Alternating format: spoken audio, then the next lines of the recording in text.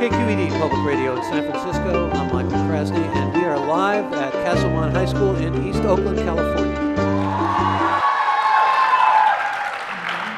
With some 706 students, Castlemont is a campus of 3 small schools which will consolidate in the fall of 2012, and it's ground zero for the high school graduation dropout crisis. The Oakland Unified School District presently has a nearly 40% rate compared to 25% nationally and 18% on the state rate. And what factors contribute to students dropping out of school? What can teachers, the schools, the communities do to help keep kids in school to make learning relevant? We know that those without a high school diploma are more likely to have a more limited, even sometimes a grim future than their peers who are graduates, and are more likely to live fewer years, endure more health problems, commit crimes, and live in poverty, thus creating much higher social costs at a time when budgetary cuts have been so devastating. This hour, we focus on the scope of the dropout problem, and joining us is Aryn Bowman, who is acting principal of East Oakland School for the Arts, one of the 3 small schools on the campus here at Castlemont High. Welcome. Great to be here. Great to have you here. And we also want to welcome Ali Khan Bulani, who is a 10th grade math and world history teacher and school culture leader. We'll find out what that means here at East Oakland School of the Arts. Again, one of the 3 small schools on the campus of Castlemont High School in the Oakland Unified School District. Welcome. Thank you for having me. Glad to have you, and also glad to have Salazar Sugnigte, who is Restorative Justice and School Culture Coordinator at Castlemont Business and Information Technology, again, one of the 3 small schools here on the campus. Welcome. Thank you so much for having me. We also have Edson Gonzalez with us, a student, age 17, in the Castlemont Business and Information Technology School, and welcome. Good to have you. Thank you all for being here, and let me begin with the principal, Aryn Bowman. Let's talk, first of all, well, just about the challenges here in terms of keeping kids in school. With the budget cuts and so forth, what are the major challenges that you face? There are myriad challenges. I think attendance is a huge issue that we struggle with. Ensuring that curriculum is relevant and rigorous and engaging, especially in a time of high-stakes testing, especially in light of the budget cuts in the state of California and in Oakland Unified School District. We're trying to become more responsive to student needs at the same time that we have less and less resource to do that with. And you have an achievement gap here. I mean, what is often touted as a major achievement gap, a number of those from African American and Hispanic backgrounds and learning English backgrounds. I mean, the numbers are there. Harder problem getting them to graduate. That's absolutely true, and we seek, I think, in many ways to create enrichment opportunities and intervention opportunities to meet the needs of our student population. We serve a mostly African American and Latino population. We have also a Pacific Islander population, and they all have really unique learning needs, right? And so we seek as a school to provide what is a really rigorous and relevant curriculum for our students so that when they enter the classroom, they want to be there, they want to stay there. We seek to create opportunities for adults and kids to be in really positive, caring relationships so that kids have a real reason to want to come to school. And those are some of the things that we do on a really daily basis. And we're also seeking to create more systems to ensure that kids are being held really close. Relevance sometimes means going to cultural and timely sorts of things, or things that are very much of the moment. Does it perhaps interfere with nuts and bolts type of learning, or I mean, how do you pretty much create the balance between those two? So I think often in urban schools we see this what's called a drill and kill, test-driven culture, right? This idea that especially here in California, where test scores mean everything. Yeah. Absolutely, but that's not really responsive to student needs, right? Our students come with the amazing ability to think critically, and they have an amazing array of higher order thinking skills. But when we just focus on teaching to the test, we actually don't engage kids, right? So if you were in a classroom and all you did all day long was kind of basic skills, you'd be less likely to want to come back. Whereas if you're in a classroom where you're really being challenged, where you're being asked to think for yourself and question and analyze and think critically, then you're more likely to want to come back to that class the next day. Culturally relevant is what you're talking Absolutely. about. Absolutely, culturally relevant pedagogy. But you need those test scores too, and so it's a delicate balance, as I'm suggesting, isn't it, always? It is a balance. However, I think if you just go for the basic skills approach, you're going to lose kids, right? So it's a no-win. However, if you really go for the higher order thinking skills, you're going to fill in the basic skills as you go. So it's a both-and approach, right? You focus on the higher order, and the basic skills come with that. Aryn Bowman, again, is the acting principal of the East Oakland School for the Arts, one of the 3 small schools here at Castlemont. And I believe you came here after the break into 3 schools. And your first day, there was a lockdown for 4 hours? Is that right? My first day as principal, which is the beginning of this year, there was a lockdown. lockdown for I think 4 hours. Absolutely. How often do you have lockdowns here? Not too often. And often they're because of events in the community. They're certainly not because of events on our campus. Our campus is a relatively safe campus in a very crime-ridden area, right? So we have maybe 2 or 3 lockdowns a year, mostly because of things outside of our campus gates. No gangs presence here on campus? We struggle and have struggled over the past 7 years that I've been here with a presence of gang-related issues on campus, that's for sure. I think I see it less now than I used to see it, but it certainly is an issue in the community primarily, and that is an issue that's brought to campus on a daily basis. But you feel that the students can feel safe here? I do. I think students do feel safe here. I think that we're always struggling to make it a safer place. But I do believe that kids, when they're in their classrooms, when they're engaged, that they do feel safe. And the campus as a whole, it's a closed campus, so there are gates that are locked during the day, and and that is to provide a safer environment so kids do feel secure here. And Ali Khan Bulani, tell us what it means to be school culture leader. Interesting question.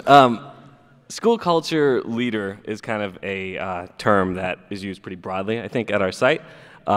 A lot of stuff that Aryn's talking about in terms of the kind of institutional practices and efforts to keep kids in the classroom academically need to be bolstered with like kind of the social and emotional part of it.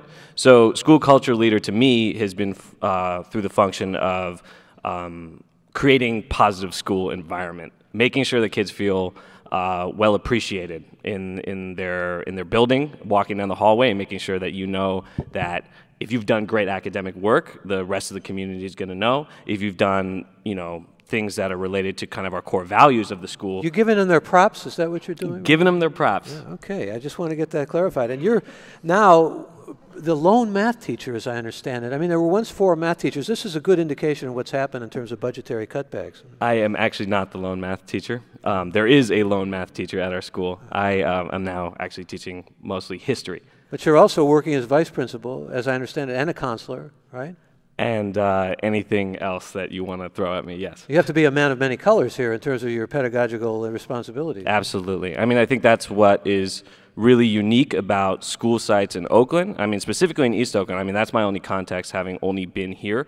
But it takes a lot more than what happens from bell to bell. It takes much, much more. And I think all the teachers, all the students can speak to the fact that what makes a community and what makes a school is actually that an intangible, unquantifiable quotient of love. And I think that's really where we're at. Well, you've said it's like doing a jazz band. You have to improv every day. Huh? Absolutely. What about this notion of the 50-50? This was said by the head of the Oakland Unified School District that about 50% of the kids go on to a life post-secondary and about 50% go to a life of violence and poverty. Is it that sharply edged here, do you think? Yes. I think one of the saddest stories that you can tell in terms of Oakland schools is that it's that stark. And what's crazy to me is that that's a social reality. That's something that we have conversations about. It's not, it weirds me out that it's not more of a moral issue, in the sense that people are willing to engage in conversations about something that's so against the social ethos of our country, right? So how do you sell kids on the idea that they should be in school, that they should stay in school, particularly when often the challenge is getting them to think that, well, learning is exciting, because of course it is, or that you can feed into their curiosities? I mean, I think that goes back to the teacher's role as being a facilitator towards this vast amount of knowledge about ourselves. And I think that comes back to the culturally relevant part of it all, because really, I mean, if you have to approach education with a sense of self-determination. This is about how I'm going to create a better self. And I think that's a hard task to do in a classroom when you have 50 minutes. But you know, all in all, both and everything. Like especially when you have so many different selves in the classroom. Totally, right? totally. Again, Ali Khan Bulani is a 10th grade math and world history teacher and school culture leader here at the East Oakland School of the Arts. And we also have Signicte Salazar with us, Restorative Justice and School Culture Coordinator, and we want to talk about restorative justice, but you yourself were right on the verge of being a dropout, weren't you?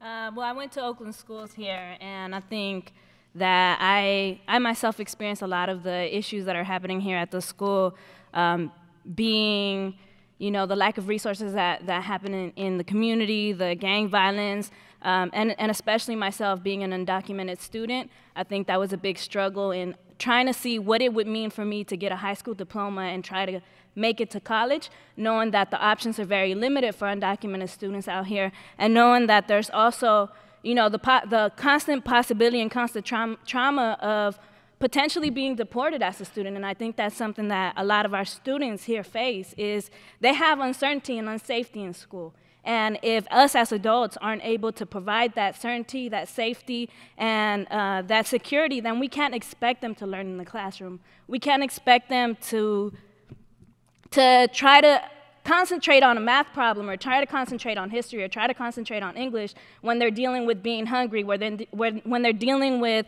having to deal with the trauma of a family member, a friend being killed, when they're having to deal with the fact that their parents aren't around. We can't expect our children to, you know, to feel invested in their education if we're not invested in their lives and them as individuals and their safety. So what made you invested personally? And I'm also interested in finding out about hunger, because there is a school lunch program here, isn't there? I mean, just in terms of taking care of those needs, about 70% of the kids are recipients of that presently? Yeah, I think that there's a lot of things.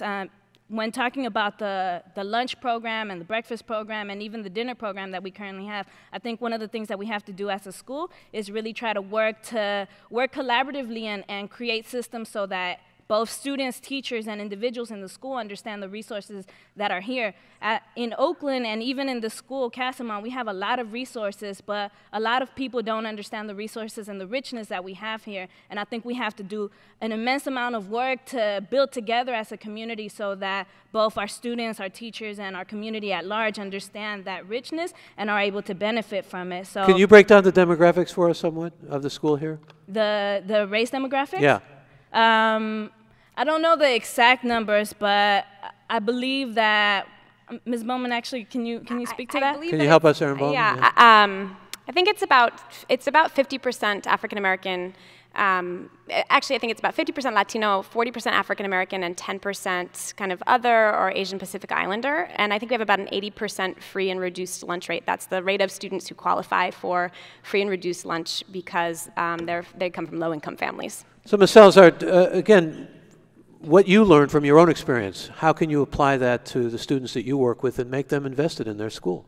Right. I think that one of the major things that contributed to me being reinvested in my education was having adults that were invested in me. And I think that the studies show that the #1 factor for student success is teacher expectation, and just in general, adult expectation. And I think that one of the things that we have here in the school is that we don't necessarily have a lot of adults on campus that have high expectations of our students, that expect our students to succeed, and our students will always meet the expectations of their teachers or of adults. If we expect them to fail, then they're gonna fail. If we expect them to read at 2nd, 3rd, 8th grade level, then that's where they're gonna read. But if we have high expectations of them, then they will also meet those expectations. And I think I was lucky enough to have adults in my life who not only had high expectations of me, but taught me the role that I played in reinvesting in my education and organizing in my community. And I think one of the things that I like to teach our students is that school, it's a game, and this game is not necessarily set up for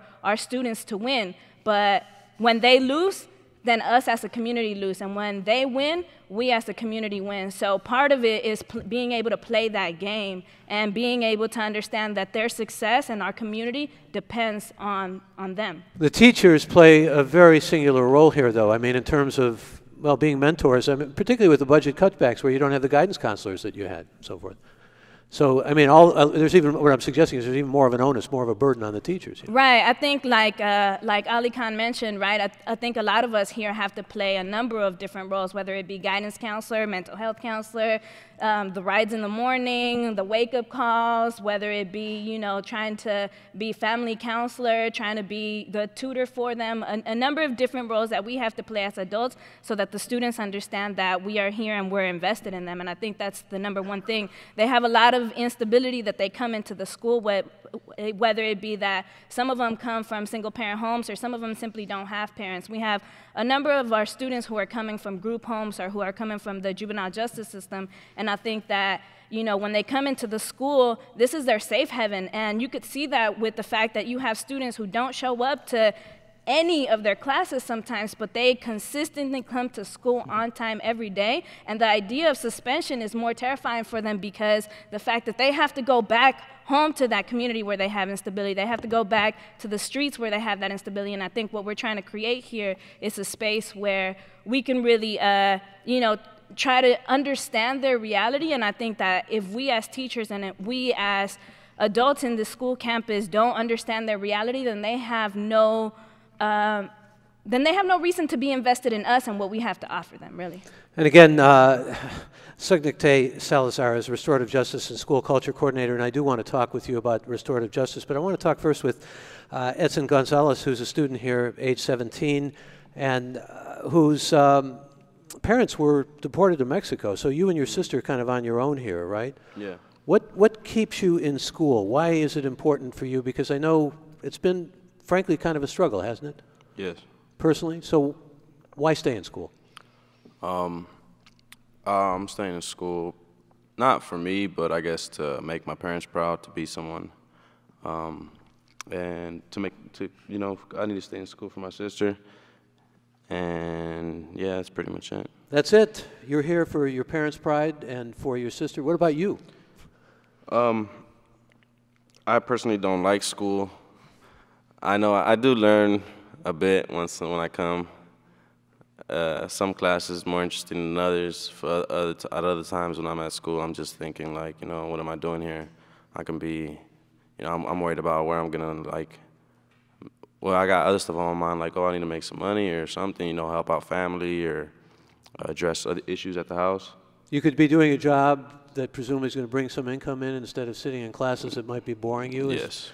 But you're obviously a young man with a lot of interests. As I understand it, you like botany, you like political activism, racial justice.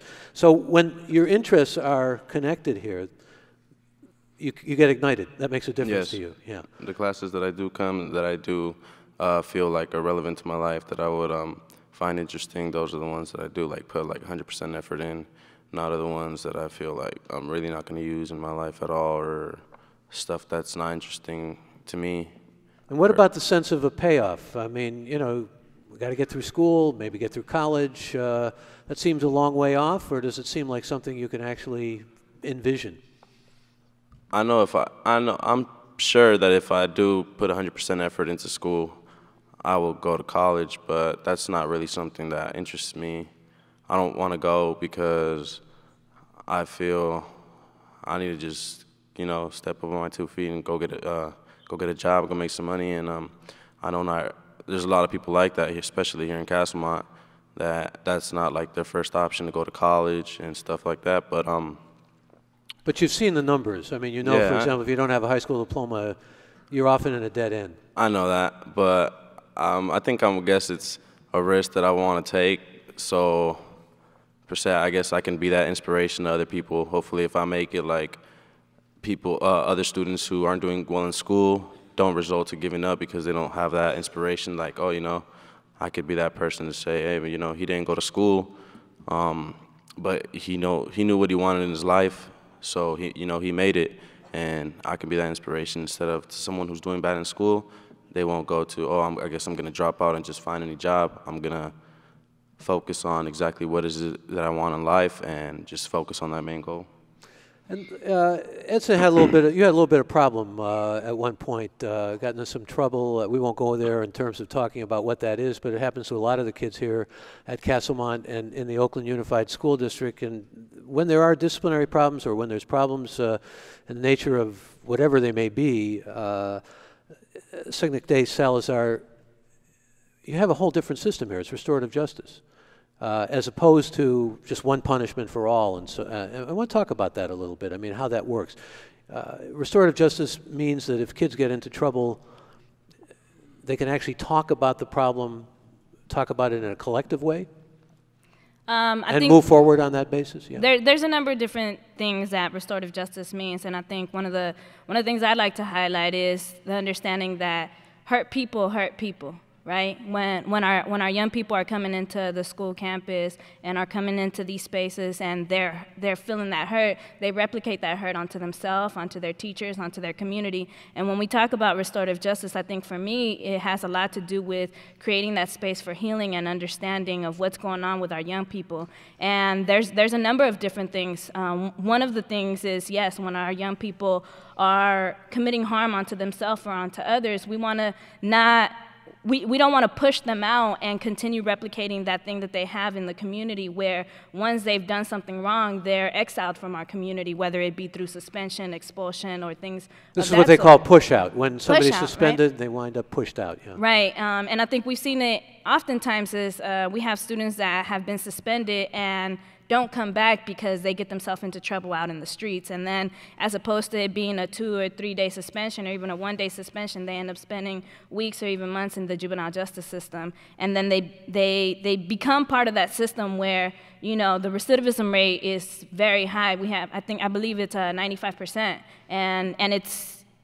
And it's obvious why that's the case, right? It's most of the recidivism happens because of violations to their probations, whether it be that their attendance isn't up to par, or whether, you know, they weren't able to pass their drug test, or, you know, things of that nature. Most of it doesn't have to do with actual violent crimes or anything of that sort. And I think one of the things that we want to do here is not exile our young people when they commit a harm onto themselves or onto others, but really give them the opportunity to take responsibility for their actions and give them the opportunity to understand that they have voice and they have power and they have the ability to address their harm and learn from their mistakes and become part of a community where they're able to heal themselves and heal others in the process. And, you know, that's part of it. But another big part of restorative justice for us is also trying to create a space where teachers, adults on the campus, and students alike are building community with each other, because, you know, I think in my understanding, we have a term that's called en la kesh. And en la kesh basically means you are my other self. And if people here in the school understood themselves as, you know, related and trusted each other, they'd be less likely to harm each other. All right, we are going to offer our phone number to those of you who are listening to us. You could call in and let us know if you've considered dropping out, or actually were on the verge of dropping out. What kept you in school? What do you think would help keep kids in school? And we'll actually talk to our audience of students here. You can call us now at 866-733-6786. That's toll free, 866-733-6786, or email us forum@kqed.org, or go to our website, kqed.org/forum, and click on this segment. I'm Michael Krasny. This is Forum. I'm Michael Krasny, and we are live at Castlemont High School in East Oakland. We're talking about the dropout crisis, and nearly a quarter of American high school students do drop out before they graduate. In Oakland here, the problem is even worse. More than 35% of high school students in the city do not reach graduation. Dropouts are exposed to an uncertain future with higher rates of crime, poverty, and health problems than their peers with diplomas. And this morning, we're airing a live broadcast here from Oakland's Castlemont High School, talking not only about problems, but also trying to gauge what we can, and we'll focus on this in the next hour, particularly about solutions. But you are certainly welcome to join us. In fact, we do welcome your phone calls. And I'm talking to the students who are here with us. If you have stories to tell, or if you have some sense of your own, well, struggling with the whole question of tensions about whether to stay in school or not, we also want to hear from you. With us, is, well, a number of people here on stage at Castlemont High School.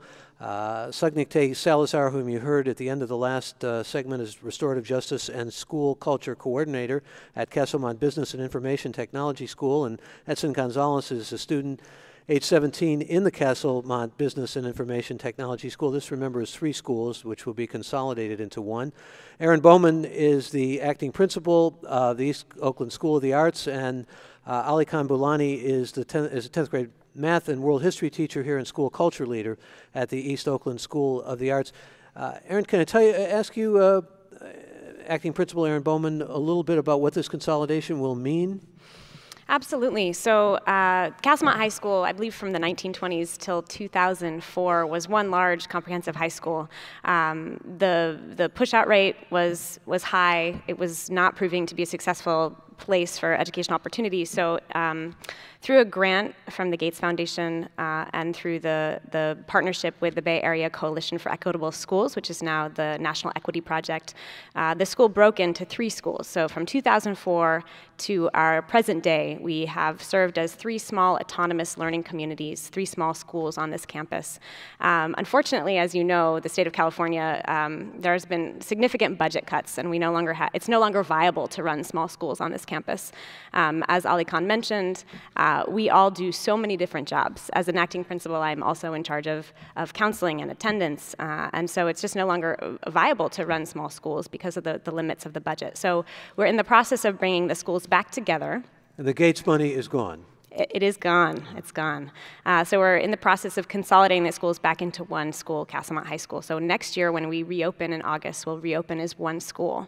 But we are hoping to take the lessons that we've learned from the small schools and leverage those to ensure. I think one thing we have learned is that students need to be in caring relationships. As Ali Khan spoke to, it's all about love, right? Before you set high expectations for kids, you have to love them. And we have learned, and we have put in systems into place to create these caring relationships between kids and adults. And we're hoping to figure out how to continue that in a larger school environment. Some kids are easier to love than others, though, I imagine. That is very true, but all kids deserve to be loved by their teachers as well as the whole community. Well, again, if you'd like to join us, and particularly interested in hearing from those of you in our listening audience who have stories to tell about your own tensions over or questions that were raised in your own life, or for that matter, your children about dropping out, we do want to hear from you, and we'll hear from some of the members of our audience here. Let's go to Rich, who is joining us from San Jose. Rich, welcome. Michael, how are you? Hi. Long-time listener. Love your show. Thank you. I'm a high school dropout. I was asked to leave, but I had no desire to be there. I was dyslexic. I wasn't given any help. This was back in the early 80s when, they didn't have the help they have now.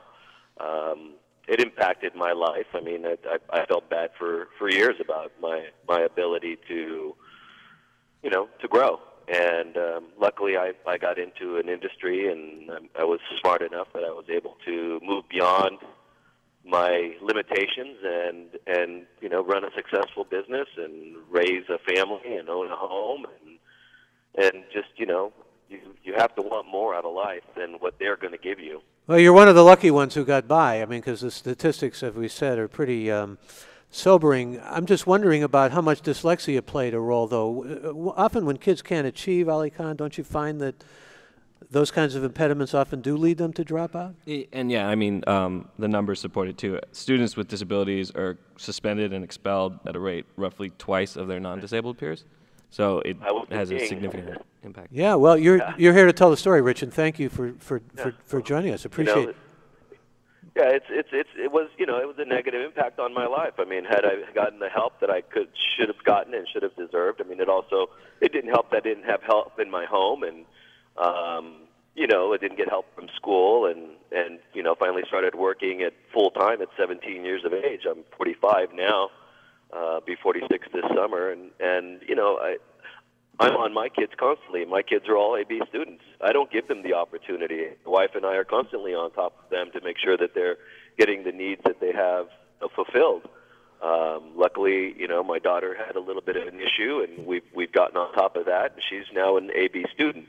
But you know, as you guys said, you know, I mean, it takes love and caring and being pushed in the right direction. But I got none of that, and a lot of it was internal fortitude and the desire of not being poor and not being, you know, labeled as someone who couldn't. And that was ultimately what changed my whole. Well, I'm glad you made it. Glad you made it through, and I very much appreciate your joining us here. In fact, let me go back, if I may, Signite Salazar, to you. How many of the kids face dropout problems in their own lives because of family difficulties, because of the kind of issues that we're talking about, whether it's learning disabilities or whatever? I mean, family problems specifically, though. I think a large majority of the students that face dropout have to do with the outside factors that happen, whether it be family problems, violence in the streets, gangs. Even, you know, when you talk about gangs, a large part of it, and I have seen here at Castlemont, a large number of the students that are part of gangs come from are recent migrants who are trying to deal with the violence that they see in the streets and are trying to create a sense of protection for a lot of parents. And I could just say for my own family, when they're undocumented, they have to come here and work under the table jobs, and a number of them. So a lot of the times the children who are coming from undocumented families tend to be alone most of the time and tend to raise themselves, whether it be because of the number of jobs that the parents have to hold or because of the fact that a lot of their parents you know, face deportation or prison time. And so they're having to raise themselves and be grown-ups, and I think that's something that we have to see and deal with here at the school, is that a lot of our children face an immense amount of responsibility beyond their age, and the level of stress that causes and the level of anxiety that causes creates a really negative learning environment for them. I have a lot of students who ask for short day schedules or are trying to look for alternative learning spaces because they can't deal with a full day of learning because of the level of anxiety that they deal with as children. And if we can't see that as a reality here in the schools and deal with that as teachers, then we're not being realistic to their surroundings. Let me ask you, Edson Gonzalez, I mean, it's been tough for you, I imagine, just you and your sister on your own with your parents in Mexico. I mean, you were born here, so talk about that, about the challenges. Well, during that, like, I guess I could say school was the last thing on my mind. I was deciding what was I going to do, where was I going to live, and, you know, realizing that now it's just like me on my own. I have to do things by myself, and a lot of people struggle through that and don't know what to do. Luckily, I didn't join a gang or go become no drug addict, none of that, but you don't really receive help when something like that happens, because me personally, I'm not one to talk about my problems and issues. I'm more like keep stuff to myself, and especially when there's not people there to like push you like, oh, you know, you can succeed, you can, there's a lot of help out there for you, and a lot of people don't get that, so they result to, you know, they have to raise themselves. They have to, some kids are left with nothing, you know. I'm lucky to have my sister with me. Other people just are raised by the streets, and you're making the challenge, though. Yeah. You're doing it. It's day to day, huh? Yeah, I live day by day. Let me go to a caller. Mayor Howie, good morning. Mayor Howie, are you there? No? Hi. Oh, yeah, I'm here. Yeah, go ahead. You're on the air. Okay, I actually have a couple of questions. I graduated from Oakland back in 2003, but I was about to drop out because of if you are a foreign student, there's a language barrier first, and then plus there's no that much help for second language students. There's no counselors. Most of them, they just want to take, like, you know, they don't even give you a time. Start with the principal, teachers, counselors. But also, there's a difference between if you are a student from other country and if you are a black African American. If you are African from African descent, they offer different classes for those people. So this gap will make a lot of difference between those schools. And I mean, when I was in Oakland, there was, I was taking a class with just for white people. I was taking English class with Asians, Latinos, other African students. They don't put you like, you know, with regular students. So that makes more, I was about to drop out, forget the school. But luckily I succeed. I finished college, and then much better now. Well, I'm glad things worked out for you, but you've raised a very important point here. And let me go to you on this, Ali Kambalani, if I may. I mean, what special, especially when you're so strapped for resources, help can you give to students who are English learners, or in a case like that, not even necessarily a part of a major kind of minority group, as they're so called? I mean, unfortunately, I think the place that we have to interact with it is in the classroom. And as teachers, we're all equipped to the best degree possible to kind of interact with learning and teaching strategies that are going to heighten that. But that being said, the resources are still pretty meager. And I know that one of my biggest challenges as a teacher is, skill is one thing. I mean, if you have a classroom with X amount of students who are at grade level or even beyond, and another group of students who are not, just imagine being in an entire different sphere in which none of this is even making sense to you. So it's the challenge of the teacher, and that's where we kind of have to face it. Institutionally, it's extremely problematic because we don't really have a system or a program by which we address it. So I think it fundamentally comes down to really intense, wonderful teaching strategies if you can do it. If you can do it, yeah. And once again, though, Hispanic and African American students are, along with English learning students, at the top of the likelihood for vulnerability to drop out. We're going to go to another caller, and that's Oscar, who's joining us from Sacramento. Good morning. You're on the air. Thank you for having me, Michael. I love your show. Thank you. My comment is in regards to extracurricular activities. For me, I found it that when I went to high school, that's one of the things that kept me in there. I struggled with high school as well, the language barrier, being from Mexico. But extracurricular activities were what I found kept me, especially soccer, the Latino club. I just felt it took the focus away from just English, math, science, to something else, a place to meet new people, learn new things, and interact with other students, and it just made it worthwhile. I'm fortunate enough to have gone to college and graduated, and I attribute a lot to the extracurricular activities that I took during high school. Well, I'm glad you brought that up, Oscar, and congratulations. I'm hearing some rustling from the audience here. Let me ask you in the audience, how many of you, you can do this with your voices, how many of you feel there's enough in the way of extracurricular activities to kind of keep your interests and sustain them? I'm not hearing a lot of noise here. Okay.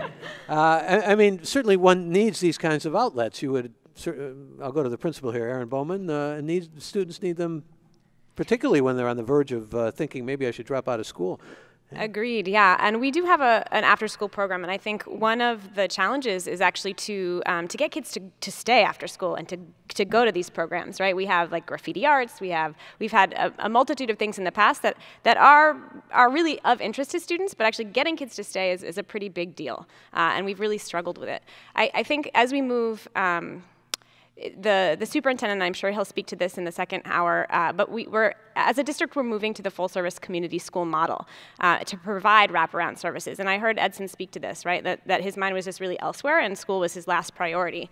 And I think it's really true that kids need to feel engaged, and they need to be engaged in enrichment activities, but we also we need to make sure that there are other kind of the prerequisites, right, like healthcare, mental health services, healthy food, all those things, which are things that we seek to provide on top of the regular school day. They're really essential. But the kids here are, a lot of them are under really chronic stress. You hear about these family problems and so forth. So, Edson, you have anything after school that interests you or brings you in here? Keeps you here? Now I attend YU, Youth Uprising. That's been That's going right good. next door. Yeah, right? right next door. I've never been really one to take my time to go into an after school activity, but it's just not been for me. I know there's a lot of people that don't find that interesting too. They rather be out on the streets with my friends, so that's how I was. So talk about Youth Uprising. What do you find there? What's there for you? Well, they got a lot of stuff appealing to a lot of students. Me, I started going because I had a mandatory course there. It was the evening reporting center that I had to go for probation, but I took care of that. And now after that is where I found out that, I liked it, that they have a lot of stuff that it's interesting, like workshops, anger management. They have stuff for ladies too, women's circle addressing women issues.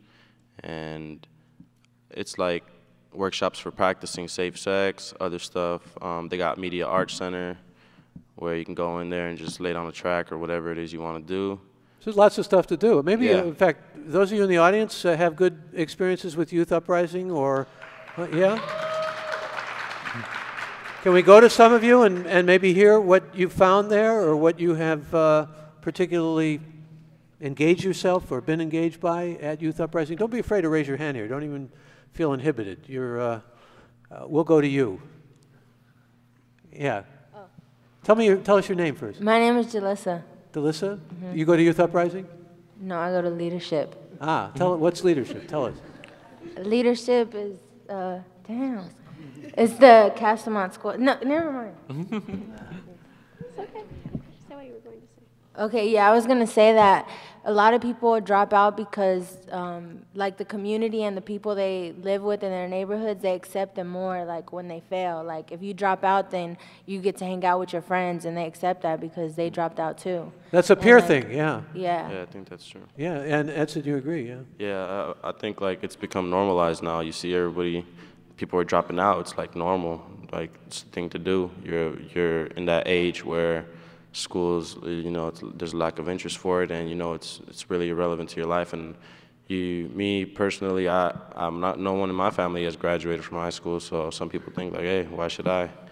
Do you feel maybe kind of out of it? I'll ask those of you in the audience. Do you feel, that if you're not a dropout, you're sort of not with it in some neighborhoods? You're not part of the scene?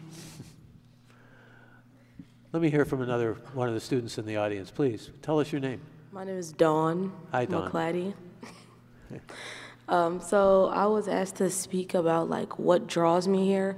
I think, since I go to EOSA, what really draws me to EOSA and what keeps me there is that I'm sorry, what's EOSA? East Oakland School of the Arts. Yeah, from okay. Mr. Bellani and Ms. Bowman work. What draws me there is such like I'm allowed to have like a close-knit relationship with my teachers. Like all of us are really close, and I guess just the culture of EOSA is like really strong because like Mr. Bellani said, like he'll give us our props when things happen, like when we do things that are good. So I think that's kind of what draws us there, and the fact that like we're allowed to speak with our teachers about things that are maybe negatively or positively impacting us. So that's what keeps me there. So it's the human connections that you have with your teachers and of course your fellow students. How many of you feel that way? I mean, that's what keeps you in school, the connections with your teachers and your students. Let me hear, I'm seeing a lot of hands, okay? Anybody else want to register what keeps you here or why you're here? Is it also what Edson was saying about family pride and maybe being the first in your family to graduate high school and those sorts of things? Please feel free to participate in this and raise your hands, yeah. Yeah, young lady over here. Let's just give us your first name and. I'm Jackie. I'm a junior at East Oakland School of the Arts, and for me personally, since my mom doesn't have a lot of opportunities to work, that's kind of my motivation to stay here because like my sister, she is undocumented student, but she managed to go to UC Berkeley, and that's like my motivation because seeing her, I see like, oh, if I stay in school or I keep like my grades up, I can eventually go to college and give back to my mom. So that's outside motivation for me. But also your sister's a good role model for you. Right. Yeah, and Yeah. inspiring. Thank you. Thank you, Jackie. Anybody else in the audience want to bring some of your voices in here about what keeps you in school or why you're sticking around? Hi, my name is Victor Robles, and I'm a Civil Corps high school graduate. I have a good relationship with my teachers and staff. They got me a job. I just would like to say that. So if you end up dropping out or anything, Civil Corps would be a good program. Yeah. Okay, thank you, Victor. It's a struggle for many of these young people, as we're hearing. I mean, in terms of just the pressures on them and bringing those pressures to bear in a way that even if you want to stay in school, it can be a challenge. Let's Ali Khan hear from you on that. Yeah. Yeah, I think that a lot of the intention and good feelings are there. I know that one of the hardest things to deal with as a teacher is I teach mostly sophomores, so I'm teaching kids when they're 16, and you can never imagine in your classroom these students who are just like pouring their all into it and are clearly like a part of a community and are feeling it. They're enjoying it. You can see it. And to watch them grow up in a system and face all those social and institutional barriers that actually push them out. I mean, now we have those same kids that I'm looking at when they were sophomores, they're seniors, and it's just, it's almost like you can't wrap your head around the fact that they're not going to graduate from high school. And that like kind of simple truth is way too simple here, and also just, shattering. It's soul shattering. You know what I mean? Let me bring a caller on. Marco joining us from San Francisco. Hi, Marco. Hey, how are you? Thanks for having me on. I just want to kind of chime in a little bit about, I'm actually from a pretty similar type of neighborhood where it's, there's a lot of people that I grew up with that dropped out of high school. And one thing I wanted to chime into, I barely got through high school. And one thing that was not available to us is being able to see what was beyond high school and even going through college. I was very lucky once I got into college, I found something that I love to do. And the thing is that, once I found that, I was able to actually excel at it and graduate. My grades in college were way better than they were in high school. And I think I wanted to chime in a little bit about it. I think it's important for students to see what is actually beyond high school. I mean, showing them, right now I currently own a graphic design studio in San Francisco, and I just wanted to, I was lucky to find what I love to do. And I think sometimes students, don't see what can actually be beyond what their high school abilities are. Yeah, an excellent point, and I thank you for that. And I'm going to go back to the audience. There's a young lady who looks a little beyond the high school years here who has a microphone by her. Yeah. Hi. My name is Jane Klein, and I'm a retired Oakland teacher, and I taught at the other end of the spectrum. I taught preschool special education. My question is, how quickly do you know when a student has dropped out, and what is the response of the school when someone drops out? And another little side issue I had, when I heard that the peer group on the outside seems so supportive of dropping out, what is being done to get the peer group on the inside to pull students back and keep them there? Very important questions, and Aryn Bowman, let me go to you here, if I may. So the first part of the question is when do you know that kids are on the verge of dropping out? So I think ninth grade is a really key year. We often know at the end of ninth grade, it's a little bit of a credit game, right? So in OUSD and Oakland Unified, you need 230 credits to graduate. And so if at the end of your ninth grade year, you don't have 60 credits, or if you're incredibly what we call credit deficient, behind in credits, then we already know you're on a path toward being pushed out, right? We use the term pushed out. So that's a really key year, and one of the things we've done at Castlemont High School is we've designed this new ninth grade academy, and the purpose of the academy is to hold ninth grade students really close, knowing that this is really the make it or break it year, that this is the year that we are that the paths really diverge, right? And students who are on track, who are coming to school on a regular basis, who are getting credits, they are much more likely to finish high school than kids in ninth grade who are missing 2 or more weeks of school per semester, and kids in the ninth grade who are not gaining their credits on. I have to chime in for a moment, because we know now that if you have kids with low reading scores, even in the 3rd grade, they're on a trajectory beginning then. That's absolutely true. You have to catch them earlier than the 9th grade, I think, although I know the 9th grade is seen as key, and we'll talk about more of that actually in the hour ahead. We actually are just about ready to wrap up here. I wonder if any of you could say, and maybe we could get a final word, Edson Gonzalez, from you as a student who's staying in school. is there anything that the school can do that it's not doing that would really make you convinced that you should stay through and get your diploma? I would say some teachers here are really blind to the fact that a lot of the youth here have a lot of issues out of school.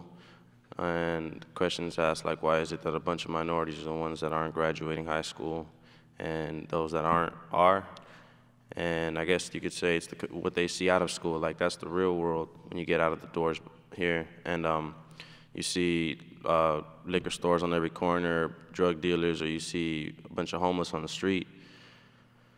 And that plays a part when people come to school. And I guess you could say, I think what you're saying is bring the whole community together here and get the whole community involved. address the problems out of school, because those play a huge part on how the students get to school the next day. I want to thank you, Edson Gonzalez. I want to also thank Aryn Bowman and Ali Kambulani and Sagnite Salazar. Thanks to all the students who are here and the members of the community who are here. We have another hour ahead. We're going to talk with some experts about solutions in the hour ahead. Forum is produced by Judy Campbell, Polly Stryker, and Aimee Machado. Our senior editor is Dan Zoll. Forum's executive producer is Raul Ramirez, and our engineers today are Danny Bringer, Jane Heaven, and Howard Gelman. Our interns are Keith Menconi, Ernesto Garcia Morales, Kyle Palmer, Dana Varinksy and Catalina Villegas. And also props to Kyle because it is his last day. Thank you all. Another hour ahead. For all of us, I'm Michael Krasny. Thanks so much.